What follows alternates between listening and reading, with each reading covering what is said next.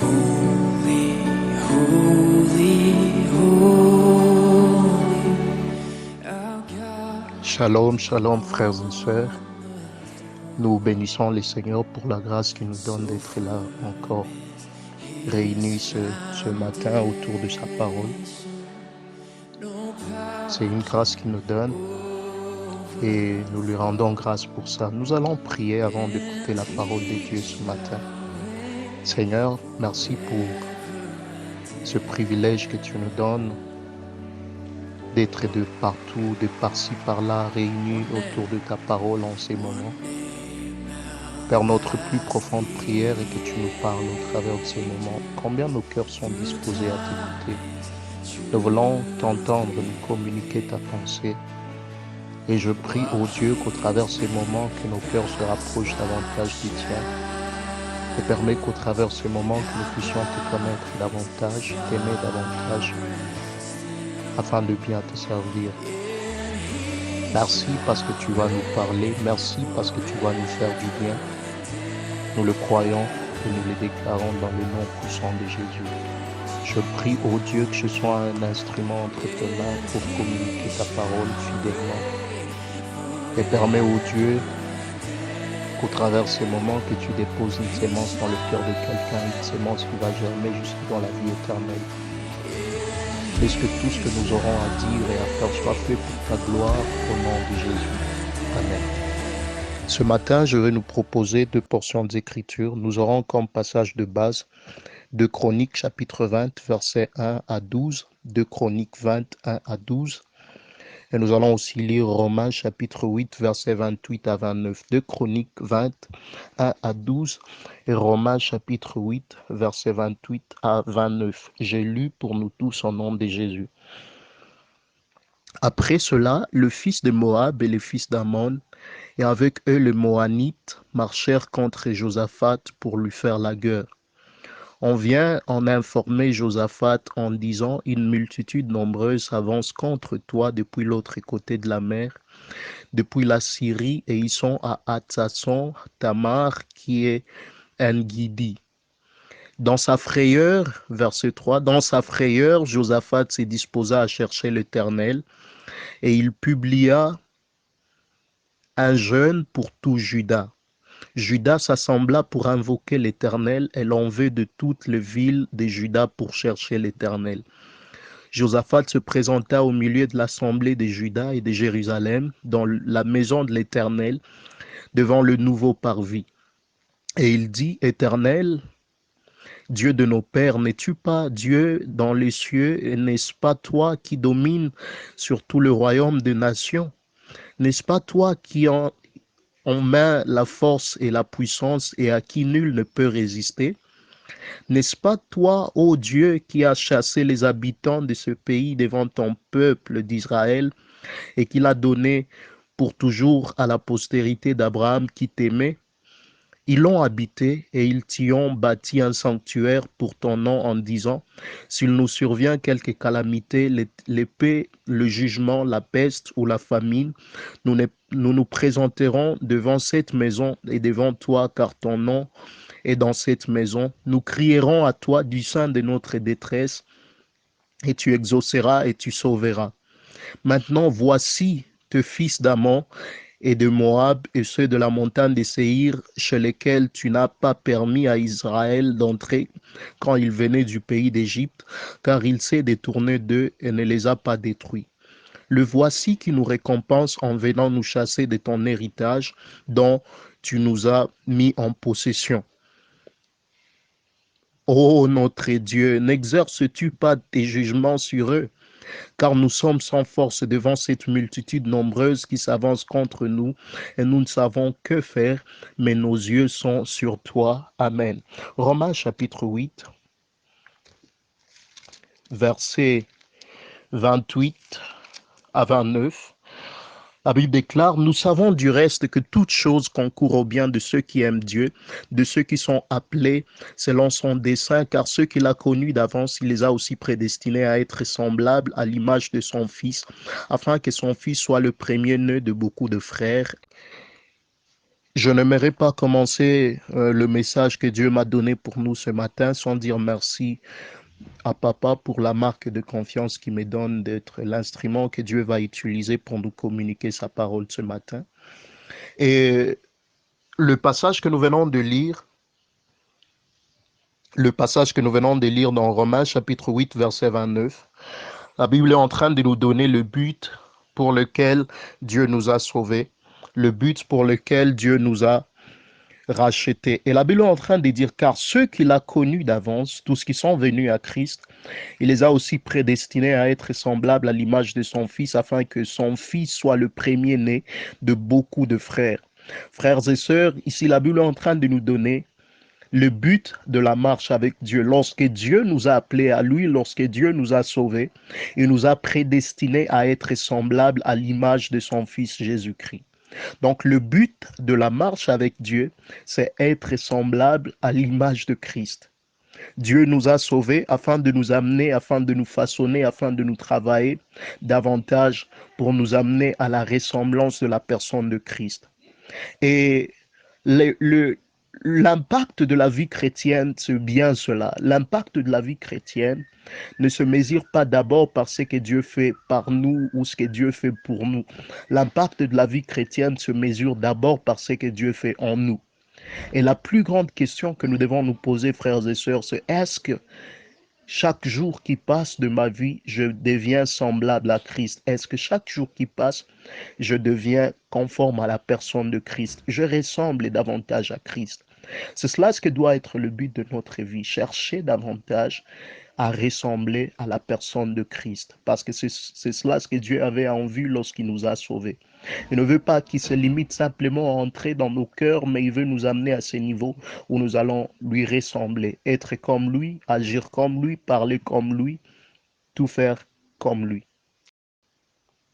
Voilà pourquoi, frères et sœurs, nous sommes en train de dire que la présence d'une crise n'est pas l'absence des dieux. Voilà pourquoi Dieu, plusieurs fois, même lorsqu'il n'est pas toujours l'auteur de crise, il les utilise pour sa gloire. Et la Bible dit, dès que le roi a appris cette nouvelle, il a eu peur. Le roi a peur. Mais j'aime ce qu'il fait. La Bible dit au verset 3, dans sa frayeur ou dans sa peur, Josaphat se disposa à chercher l'Éternel. Il publia un jeûne pour tout Juda. Juda, verset 4, s'assembla pour invoquer l'Éternel, et l'on vint de toute la ville de Juda pour chercher l'Éternel. Il a peur. Le problème n'est pas toujours d'avoir peur, mais le problème c'est qu'est-ce que nous faisons avec notre peur? Qu'est-ce que nous faisons de notre peur? Josaphat a peur, mais ce que j'aime avec lui, c'est qu'il va chercher l'Éternel. Frères et sœurs, la peur ne doit pas nous pousser à la dépression. La peur doit nous pousser à la foi. Josaphat dispose le peuple et il se dispose lui-même à chercher l'Éternel. Qui cherches-tu lorsque tu as peur? Vers qui cours-tu lorsque tu as peur? Il a peur, mais il comprend que ce que je dois faire, c'est aller chercher l'Éternel. Cette crise a révélé, ou cette épreuve a révélé que le cœur de ces gens reposait sur une confiance en Dieu, pas sur autre chose.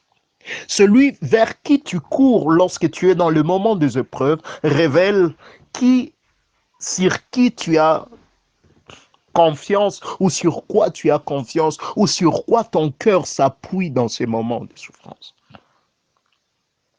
Voilà pourquoi j'ai dit que les épreuves révèlent véritablement notre nature, l'état de nos cœurs.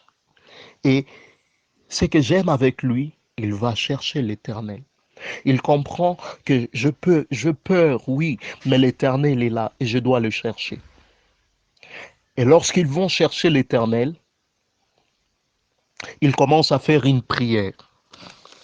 Et nous allons voir simplement trois choses qui ont constitué la prière ou trois questions qui ont constitué la prière de Josaphat.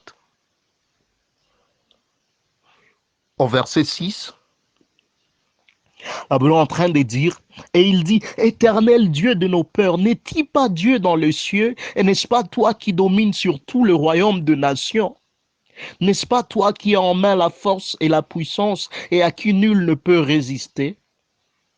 Notez cela très bien. Verset 7 aussi. Notez aussi ce qu'il y a là-bas. La Bible dit, n'est-ce pas toi, ô notre Dieu, qui as chassé les habitants de ce pays devant ton peuple et qui l'a donné pour toujours à la postérité d'Abraham qui t'aimait? Et la troisième question sur laquelle nous allons aussi nous appuyer sur verset 12, là où la Bible dit, ô notre Dieu, n'exerces-tu pas tes jugements sur eux? Car nous sommes sans force devant cette multitude qui s'avance contre nous et nous ne savons que faire, mais nos yeux sont sur toi. Ce sont les trois questions que Josaphat pose lorsqu'il va en prière, lorsqu'il commence à prier. Trois questions qui constituent la prière de Josaphat dans ces moments de crise, dans ces moments d'épreuve. Alors ça c'était de quelques vérités sur les épreuves. J'en ai donné 7, simplement vu le temps. Mais entrons dans notre passage de base qui est 2 Chroniques chapitre 20, versets 1er à 12. Avant d'entrer dans le détail par rapport à ce texte, j'aimerais d'abord nous donner les contextes afin que nous puissions comprendre le contexte de ce texte et tout ça. En fait, 1 Chronique et 2 Chroniques ont été écrites par Esdras. Ces deux livres qu'Esdras a écrits par inspiration de Dieu aux exilés de Babylone. C'était des gens qui sont nés en captivité à Babylone, loin de leur terre, loin de leurs coutumes. Ce sont des gens qui n'ont pas connu le temple, ils n'ont pas connu la puissance de Dieu, ils n'ont pas connu comment Dieu avait pris soin de leur père, de leurs parents. Ce sont des gens qui sont nés dans une situation où c'est comme si les circonstances les amènent à croire que leur Dieu avait échoué, que leur Dieu avait été vaincu, parce qu'ils se retrouvent dans une terre étrangère, là où ils n'avaient pas d'espoir. Et c'est dans ces contextes-là que Dieu inspire son serviteur Esdras afin d'écrire et de montrer au peuple le parcours qu'ils ont avec ces dieux-là. Il veut leur montrer comment est-ce que Dieu a commencé à prendre soin d'eux au travers de la vie de David, au travers de la vie de Salomon, au travers de la vie de tous les rois qui sont venus après. Parce que là, plusieurs personnes croyaient qu'ils sont en captivité parce que Dieu a échoué, parce que le problème était de la part de Dieu. Mais l'auteur veut leur montrer que non, ils ne sont pas en Babylone parce que Dieu avait échoué. Mais ils sont en Babylone parce que le roi s'était détourné de Dieu, le peuple s'était détourné de Dieu. Et Dieu les a amenés en captivité. Il veut montrer au peuple son parcours avec Dieu, afin qu'ils comprennent ce qu'ils doivent faire. Parce qu'ici, c'est un temps où ils doivent reconstruire la muraille de Jérusalem, rebâtir Jérusalem, rebâtir les temples. Et la compréhension de ces choses sont très importantes afin qu'ils reviennent là-bas. Et vous devez noter, frères et sœurs, qu'un peuple qui ne connaît pas son histoire ne peut pas bâtir son futur. Deux fois, pour arriver à bâtir notre futur, c'est important pour nous de comprendre notre histoire. Et c'est ce que l'auteur est en train de poursuivre ici. Donc, pour bien évoluer avec Dieu, il faut garder en vue ce que Dieu a fait pour nous dans le passé. On va encore y revenir. Et ici, là où nous sommes, dans ces textes précisément, là, on est en train de nous parler de l'histoire du roi Josaphat. Et ici, là où nous sommes, au chapitre 20, Josaphat et toute la nation d'Israël sont face à une épreuve. Au verset 2, la Bible est en train de dire, on vint informer Josaphat en disant, une multitude nombreuse s'avance contre toi depuis l'autre côté de la mer, depuis la Syrie. Il y a de peuples qui se sont réunis pour venir affronter la nation d'Israël. Et Josaphat, en tant que roi, on vient l'informer de tout ce qu'il y a.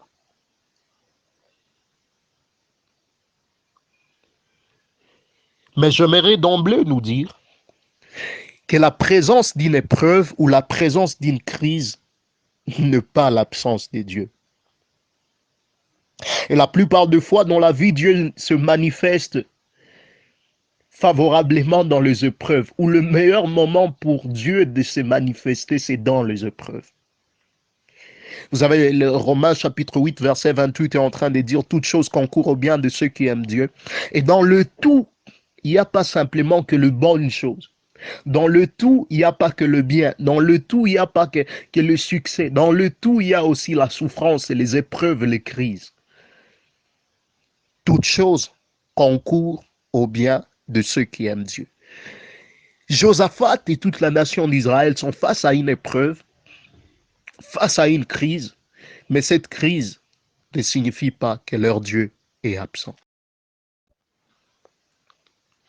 Et la troisième chose que Josaphat se rappelle, au verset 12, il est en train de dire, « Ô notre Dieu, n'exerces-tu pas les jugements sur eux ?» Et encore, comme nous le disons encore ici, il n'est pas en train de douter de la capacité de Dieu à agir. Il est simplement en train de rappeler en son cœur que Dieu va faire. Ici, la foi a atteint le pic. Il dit, de la même manière que Dieu a fait pour nous dans le passé, de la même manière que Dieu a été notre secours dans le passé, de la même manière que Dieu a été notre espérance dans le passé, nous croyons aussi que le même Dieu qui a fait, fera. Ça me rappelle dans Apocalypse, la Bible dit, les anges, ils plieront leurs genoux et ils disent, Saint, Saint, Saint est l'Éternel, celui qui était, celui qui est, celui qui vient. Les anges, ils fixent leur regard sur le passé, sur le présent et sur l'avenir. Celui qui était, celui qui est, celui qui vient. Frères et sœurs, lorsque notre présent semblera sombre, rappelons-nous que Dieu est celui qui a fait des choses dans le passé. Rappelons-nous ce que Dieu a été pour nous dans le passé. Rappelons-nous ce que Dieu a été pour nous dans le passé. Rappelons-nous ce que Dieu a fait pour nous dans le passé. Et même lorsque notre passé semblera sombre et que nous n'aurons pas peut-être des raisons pour l'adorer dans notre passé, voyons, bénissons Dieu pour ce qu'il fait pour nous dans le présent. Et nous disons ce qu'il fait pour nous dans le présent. La grande preuve ou la grande chose que Dieu a pu faire pour nous dans le présent, c'est nous appeler dans son royaume. C'est nous sauver, c'est nous racheter. Et à cause de ça, nous pouvons nous réjouir. À cause de ça, nous pouvons célébrer Dieu. À cause de ça, nous pouvons avoir de cœur ferme en lui, inébranlable en lui. Et même lorsque notre présent semblera sombre, fixons nos regards vers le futur et célébrons-le. Nous avons toujours une raison pour célébrer Dieu. Et ici, il est en train de dire, parce que Dieu a agi dans le passé, parce que Dieu a fait pour nous dans le passé, nous croyons qu'il fera aussi. Parce que le même Dieu qui est Dieu, le même Dieu qui est souverain, le même Dieu qui domine toutes choses, le même Dieu qui est notre Dieu, le même Dieu, deuxièmement, qui a fait dans le passé, nous croyons qu'il va faire. Et j'aime la suite au verset 13 jusqu'au verset 15.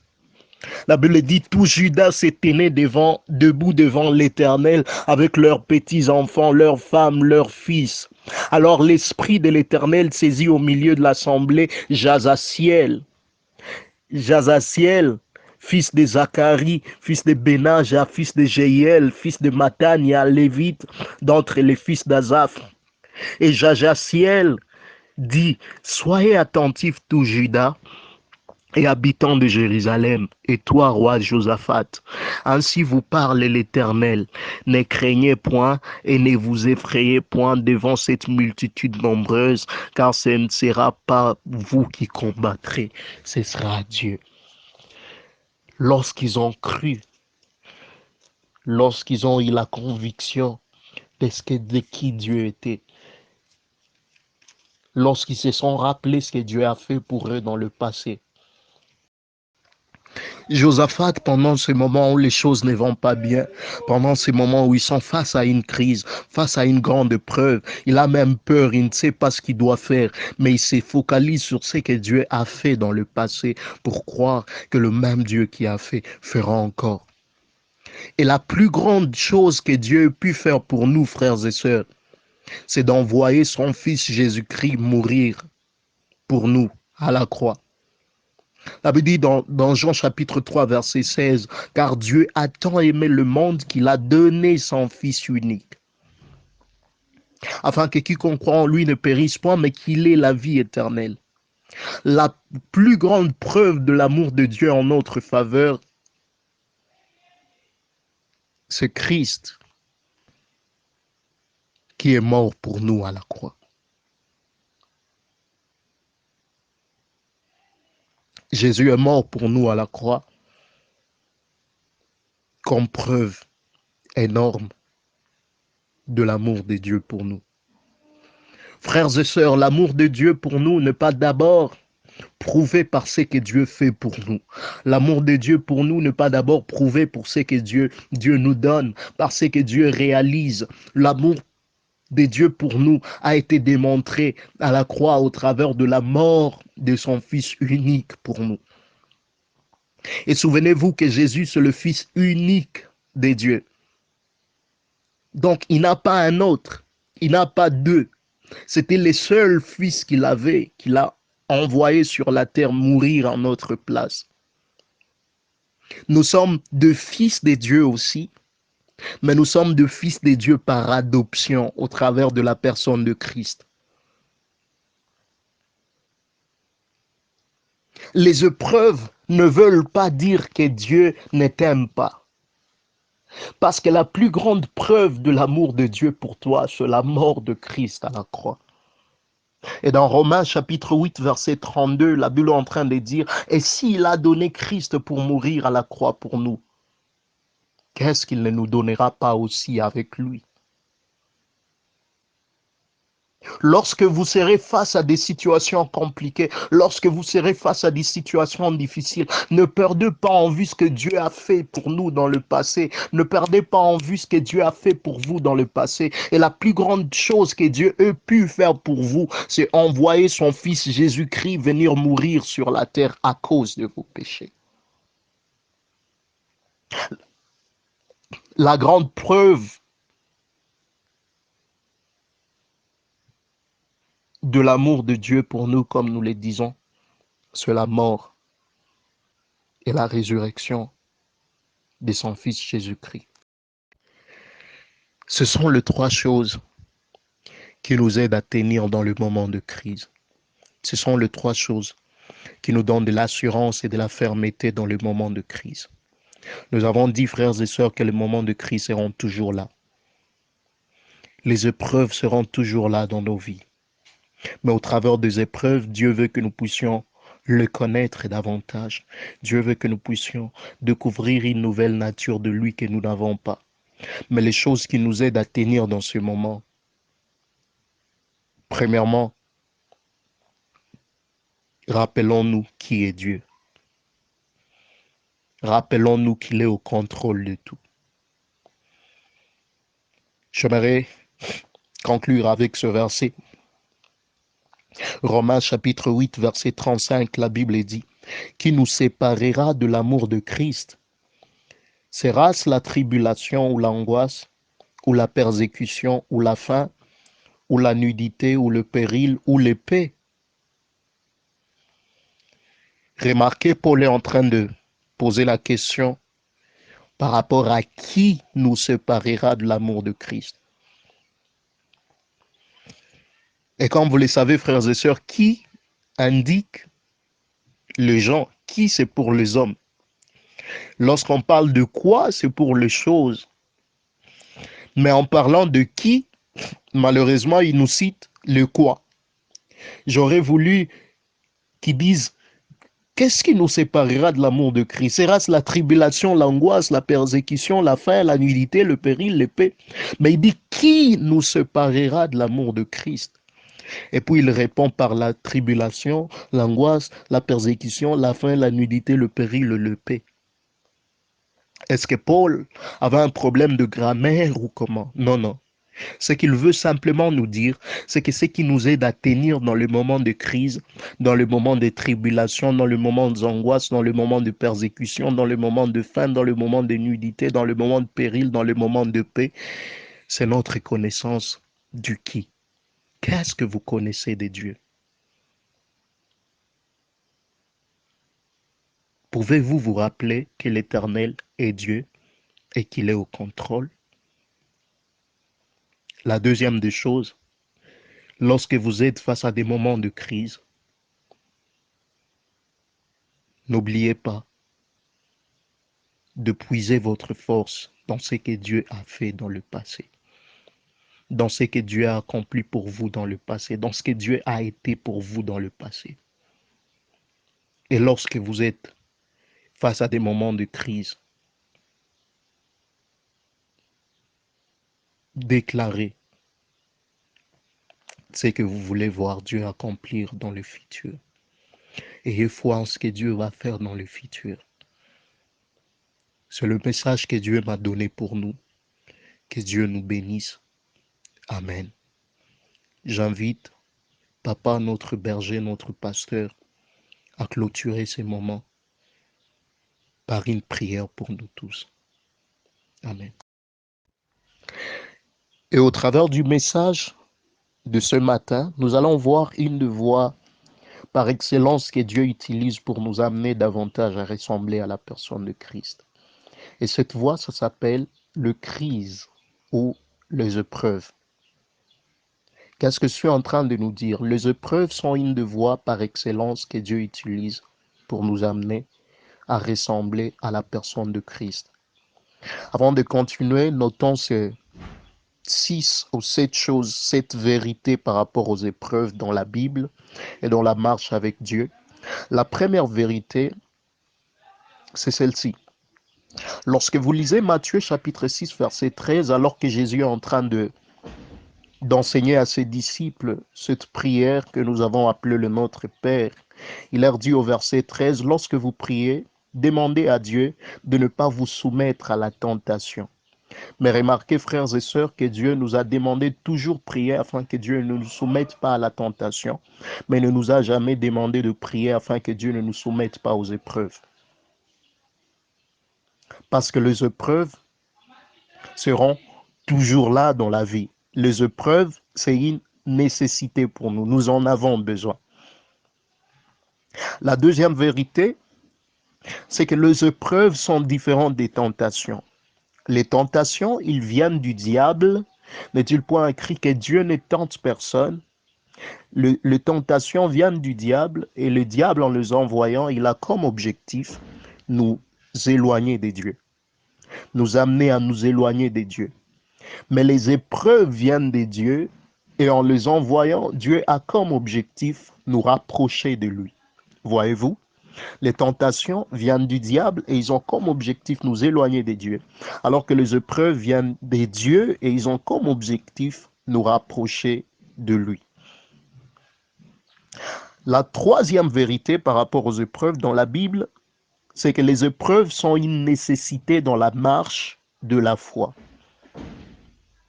Lorsque vous lisez par exemple Jacques chapitre 1er versets 2 à 3, la Bible est en train de parler des épreuves de notre foi. Il n'y a pas de foi sans épreuve. Et en parlant de la foi ici, vous devez vous rappeler, vous devez savoir que toute la foi où la Bible parle de la foi, il existe deux groupes de foi dont on fait allusion. La première foi, c'est la foi à laquelle nous croyons. Et la deuxième foi, c'est la foi par laquelle nous croyons. La foi à laquelle nous croyons et la foi par laquelle nous croyons. Et les deux doivent être éprouvés. La foi par laquelle nous croyons et la foi à laquelle nous croyons. Qu'est-ce que je dis? La nature et la qualité de notre foi se révèlent la plupart des fois par les épreuves. Ou encore, il n'y a rien qui révèle le mieux la nature et la qualité de notre foi comme les épreuves. Là, vous êtes en train de dire, en parlant de cette parabole où les gens ont bâti, il y a ceux qui ont bâti sur le sable, il y a ceux qui ont bâti sur le roc, il y a ceux qui ont bâti. La Bible est en train de dire, lorsque celui qui a bâti sur le sable, lorsque la tempête est venue, sa maison n'a pas pu subsister. Mais celui qui a bâti sur le roc qui est Christ, même lorsque la tempête est venue, sa maison est demeurée ferme. Donc la tempête a révélé la nature de la foi à laquelle les maisons étaient bâties. Et vous allez vous rendre compte ce jour-là, lorsque Jésus est dans la barque avec ses disciples, il arrive, tous ont peur, et il est en train de leur dire, hommes de peu de foi, pourquoi avez-vous peur? Il n'y a que dans la tempête qu'ils arrivent à découvrir que leur foi était petite. Donc, il n'y a rien qui révèle la qualité et la nature de notre foi comme les épreuves. Ça veut dire que dans la marche avec Dieu, les épreuves ne sont pas quelque chose dont nous allons nous défaire. Les épreuves sont importantes dans notre marche avec Dieu, dans la marche de la foi. Les épreuves ne sont pas un ingrédient dans la marche de la foi, mais les épreuves les épreuves ne sont pas des condiments dans la marche avec Dieu, mais les épreuves sont des ingrédients dans la marche avec Dieu. Après avoir rappelé en son cœur que l'Éternel est Dieu et que l'Éternel est au contrôle, il pose la deuxième question au verset 7. Il dit, n'est-ce pas toi, ô notre Dieu, qui as chassé les habitants de ce pays devant ton peuple d'Israël et qui l'a donné pour toujours à la postérité d'Abraham qui t'aimait? Et du verset 8 au verset 11, là, il donne comme un bref histoire de ce qui se passait lorsque Dieu a donné Israël à la postérité d'Abraham. Il dit comment ils l'ont habité et ils t'y ont bâti un sanctuaire pour ton nom en disant, s'il nous survient quelque calamité, l'épée, le jugement, la peste ou la famine, nous nous présenterons devant cette maison et devant toi car ton nom est dans cette maison. Nous crierons à toi, disant de notre détresse et tu nous exauceras et tu nous sauveras. La deuxième chose qu'il fait, c'est qu'il se rappelle de ce que Dieu a fait dans le passé. Lorsqu'il dit, n'est-ce pas toi, ô Dieu, qui as chassé les habitants de ce pays devant ton peuple d'Israël et qui l'a donné pour toujours à ta postérité, à la postérité d'Abraham qui t'aimait. Encore ici, il n'est pas en train de douter de ce que Dieu a fait, mais il est en train de reconnaître ce que Dieu avait fait dans le passé pour les enfants d'Israël. La première chose qui nous aide à affronter le moment de crise, le moment des épreuves, nous avons vu que c'est rappeler en notre cœur qui est Dieu et qu'il est au contrôle. Et la deuxième chose, c'est nous rappeler ou nous souvenir de ce que Dieu a fait pour nous dans le passé. Frères et sœurs, parfois la provision du futur se trouve dans le miracle que Dieu a fait dans le passé. Plusieurs fois, lorsque nous sommes dans le moment difficile, lorsque nous sommes face aux épreuves, plusieurs fois, lorsque les choses ne vont pas bien aujourd'hui, nous avons du mal à nous rappeler que Dieu a fait pour nous dans le passé. Nous avons du mal à nous rappeler ce que Dieu a été pour nous dans le passé. Nous avons du mal à nous souvenir que nous étions presque dans les mêmes circonstances, mais Dieu a été notre secours, il a été notre délivrance. J'aime un homme dans la Bible, il s'appelle David. Alors que David arrive, ce jour-là, c'était le 40e jour que Goliath était en train de venir tourmenter le peuple. Tout le monde avait peur. Alors qu'il s'approchait, tout le monde reculait, tout le monde fouillait parce qu'il se disait c'est les géants qui arrivent. Mais David arrive pendant qu'il est là pour voir ce frère comme le Père lui a envoyé. Pendant qu'il est là, Goliath arrive. Il commence encore à tourmenter le peuple.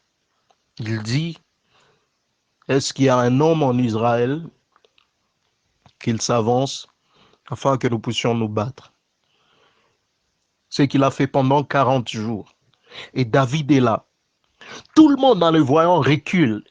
Et ils sont en train de dire avec leur bouche les géants qui arrivent. Mais David est la seule personne à donner à Goliath un nom que personne ne lui a pu donner. David, lui, le regarde et il dit, qui est cet incirconcis qui se permet d'insulter l'Éternel Dieu? Alors que tout le monde l'appelle géant, David l'appelle incirconcis. Et puis, pendant qu'il a un langage différent, on l'amène au devant de Saül. Et Saül lui dit, mais petit, qu'est-ce que toi tu vas faire? Cet homme, c'est un homme de guerre depuis toute sa jeunesse. Écoutez ce que David est en train de dire. Il dit, moi je sais, oui, il a un homme de guerre depuis toute sa jeunesse. Mais moi j'étais dans la forêt, j'ai tué les lions, j'ai tué l'ours. Ce même Dieu qui a été avec moi fera que je m'avance vers cet homme au nom de l'Éternel. David s'est appuyé sur ce que Dieu a fait pour lui dans le passé, sur ce que Dieu a fait avec lui dans le passé pour avoir de la stabilité et tenir dans le présent. La quatrième vérité sur les épreuves dans la Bible, parce que dans la Bible, il y a des épreuves communautaires comme des épreuves personnelles. Vous vous rendrez compte lorsque vous lisez, par exemple, l'histoire de Noé, il y a eu les déluges. Les déluges étaient une épreuve mondiale que toute la terre a subi. L'exil, la déportation des enfants d'Israël, c'était des épreuves nationales qui ont touché toute la nation au même moment. Il existe des épreuves familiales, mais il existe bien aussi des épreuves personnelles. Par exemple, ce que nous sommes en train de traverser dans cette période, cette crise mondiale du corona, ça c'est une preuve que tout le monde, toute la terre est en train d'expérimenter en ces moments ici. Il existe des épreuves communautaires, mais il existe aussi des épreuves personnelles. La cinquième vérité, c'est que la cible de Dieu dans les épreuves, surtout personnelles, c'est nos cœurs d'abord. Ce n'est pas d'abord nos têtes, ce n'est pas d'abord nos poches, mais c'est d'abord nos cœurs.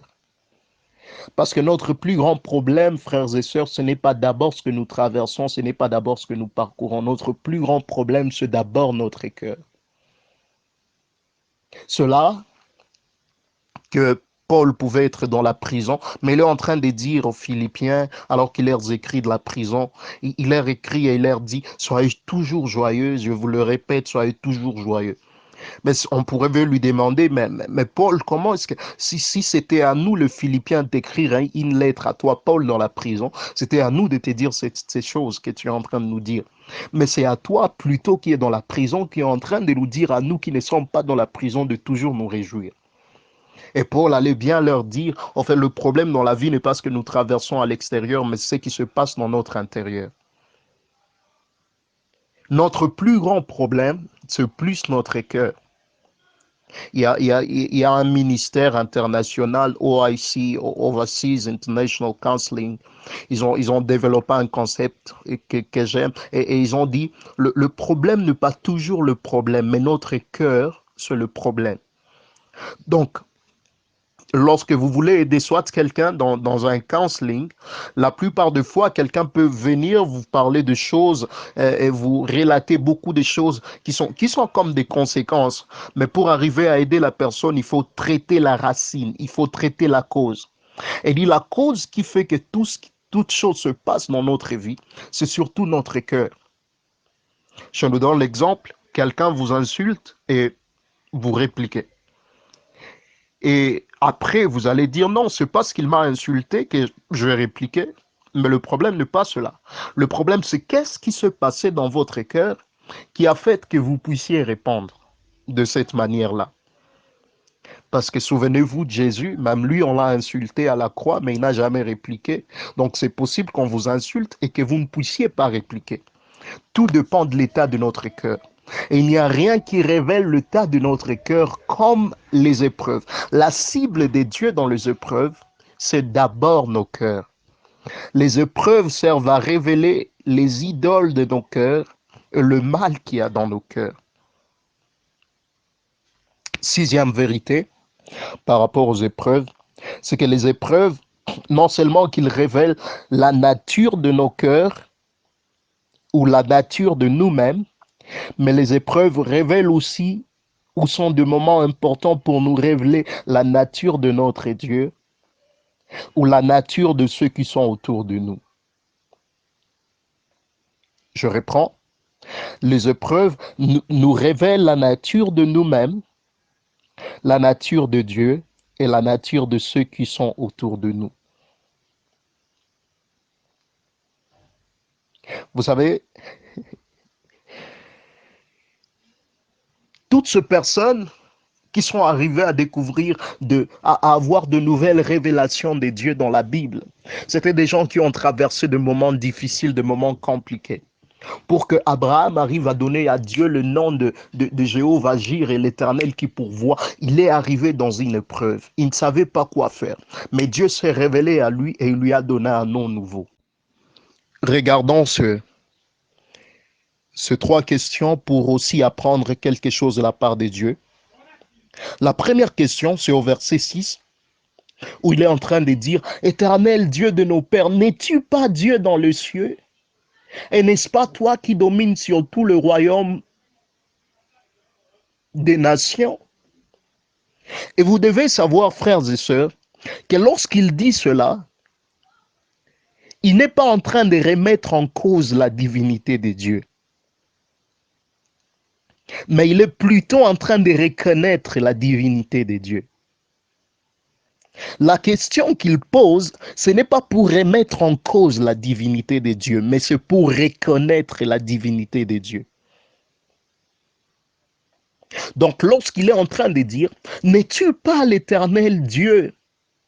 Il n'est pas en train de dire qu'il remet en cause la divinité de Dieu, mais il est plutôt en train de reconnaître à lui-même la divinité de Dieu, que Dieu est Dieu. Il est en train de nous dire qui est Dieu ou se rappeler qui est Dieu et qui est au contrôle. Il montre que c'est Dieu qui est au contrôle. Il contrôle, il domine les nations, il domine le principauté. Frères et sœurs, ça c'est la première chose très importante qui doit constituer nos prières dans le moment des épreuves ou dans le moment de crise. Ou la première chose que nous devons nous rappeler dans le moment des épreuves ou dans le moment de crise, c'est qui est Dieu et qu'il est au contrôle. Parce que plusieurs fois, lorsque nous sommes dans des moments difficiles, lorsque nous sommes dans les épreuves, lorsque nous sommes face aux crises, souvent nous exaltons le problème au lieu d'exalter notre Dieu. Plusieurs fois, nous donnons plus d'attention à notre problème qu'à notre Dieu. Vous allez vous rappeler ce qui a été déclaré récemment ici par la femme de ces millionnaires, milliardaires, Bill Gates, qui a dit cette crise de coronavirus va tuer plus de gens en Afrique qu'on n'en a jamais vu. Oui, la crise est là. Mais pouvons-nous nous rappeler de qui est Dieu et qu'il est au contrôle de tout. J'aimerais nous rappeler, frères et sœurs, que Dieu est au contrôle même lorsque nous ne sommes pas au contrôle. J'aimerais nous rappeler, frères et sœurs, que ce qui nous fait peur ne fait pas peur à Dieu. Dieu est Dieu. Dieu est éternel. Dieu n'est pas tourmenté par ce qui nous tourmente. Dieu n'est pas perturbé par ce qui nous perturbe. Josaphat se rappelle cela pour faire face à cette crise, pour faire face à cette épreuve. Il se rappelle en lui-même que l'Éternel est Dieu et celui qui domine. Il dit, même Dieu domine toutes les nations, même ces nations qui se sont liguées ensemble pour venir lui faire du mal, pour venir lui tourmenter, pour venir tourmenter la nation d'Israël. Il se rappelle à lui-même que même cette nation-là est sous la domination des dieux. Donc Dieu domine même ceux qui nous dominent.